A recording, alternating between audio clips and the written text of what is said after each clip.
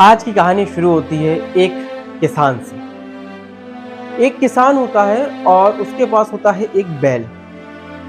एक किसान और एक बैल की कहानी है आज। तो आज ये होने वाला है कि जो किसान था, किसान अपने बैल के साथ में रास्ते से अपने घर को जाता है, या मान लीजिए कि घर से कहीं और जा रहा है, या अपने खेत पे जा रहा है, या उसे चराने जा रहा है।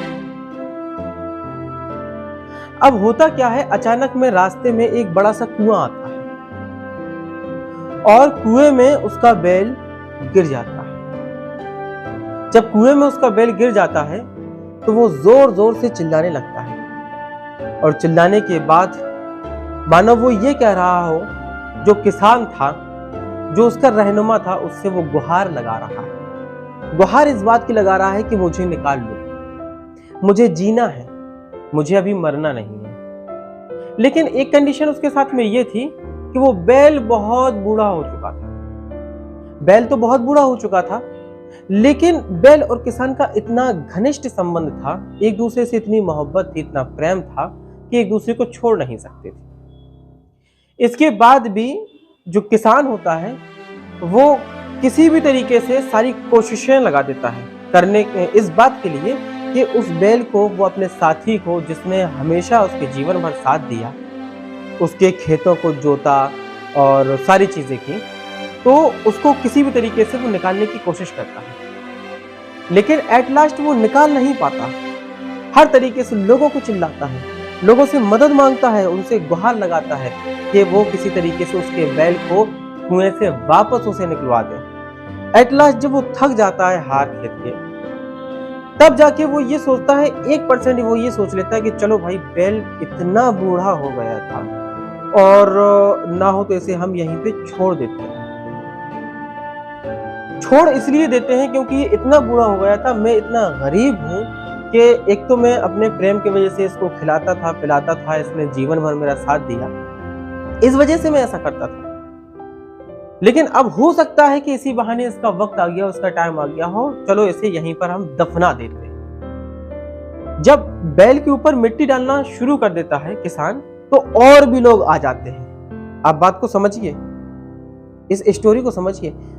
और भी लोग आ जाते हैं बहुत सारे, और मिट्टी डालने में उसकी हेल्प कराते हैं, उसकी मदद कराते हैं कि ठीक है, इसी कुएं में दफना देते हैं, इसको दफना देते हैं। तो जैसे मिट्टी डालना शुरू करते हैं लोग, वैसे ही वो बैल बहुत तेजी से चिल्लाने लगता है, मानो वो ये कह रहा हो कि मुझे बचा लो, इतनी बुरी मुझे मौत मत दो, या इस तरीके से मुझे मत मारो। इसके बाद वो फड़फड़ाता है, बहुत तेजी से फड़फड़ाने लगता है, हाथ पैर चलाने लगता है, जद्दोजहद करने लगता है बचने की। बाहर वाले लोग क्या कर रहे थे, उसको मारना चाह रहे थे और उसी में उसको बंद करना चाह रहे थे, मिट्टी डालना चाह रहे थे, लेकिन ऐसा होता नहीं। एक्चुअली में होता क्या है कि वो थोड़ी देर के बाद ये देखता है कि जो मिट्टी उसके ऊपर डाली जा रही थी, और जब वो फड़फड़ाता है तो मिट्टी के सहारे मिट्टी पूरी नीचे चली जाती है और वो ऊपर आ जाता है। एट लास्ट ऐसा वक्त आने लगता है कि मिट्टी फाइनली नीचे दबती चली जाती है और लोग बेसुध हुए, बिल्कुल बेसुध हुए, एकदम बस उसमें मिट्टी ही डाले जा रहे थे ताकि ये अंदर मतलब बंद हो जाए। बाकी और लोगों ने कुछ भी नहीं सोचा था, और लोगों ने, पॉइंट को समझिए, और लोगों ने कुछ भी नहीं सोचा था। लेकिन हुआ क्या, एट लास्ट मिट्टी डालते गए, मिट्टी नीचे चली गई और बैल धीरे धीरे धीरे धीरे धीरे धीरे ऊपर आ गया। जैसे उसने ये हड़बड़ाहट देखी थी शुरुआत में कि मिट्टी नीचे आ रही है, वो ऊपर आ रहा है, वो खामोश हो गया, चुप हो गया कि ठीक है, अब जितना मिट्टी तुम लोगों को डालना है उतना तुम लोग डाल दो, जितना चाहो उतना डाल दो, अब मैं कुछ नहीं कहूंगा। एटलीस्ट हुआ क्या, फाइनली धीरे धीरे मिट्टी नीचे गई और वो बैल ऊपर आ गया। फाइनली उसकी जान बच गई।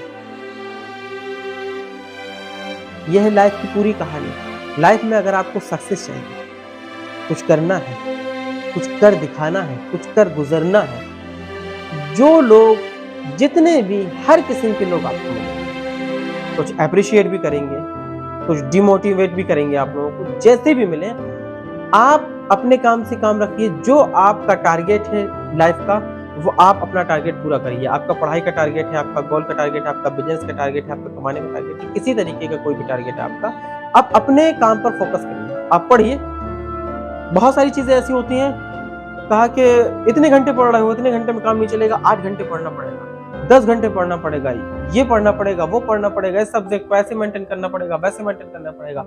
नथिंग, ये सब कुछ नहीं होता। आप अपने हिसाब से देखिए आपको कितना पढ़ने में मन लगता है। जितना पढ़ने में मन लगता है 100% आप कितना टाइम दे पाते हैं अपने पढ़ाई के लिए। जितना टाइम आप दे पा रहे हैं, जितना काम आप कर रहे हैं, दूसरे लोग आपको नहीं बता पाएंगे उतना।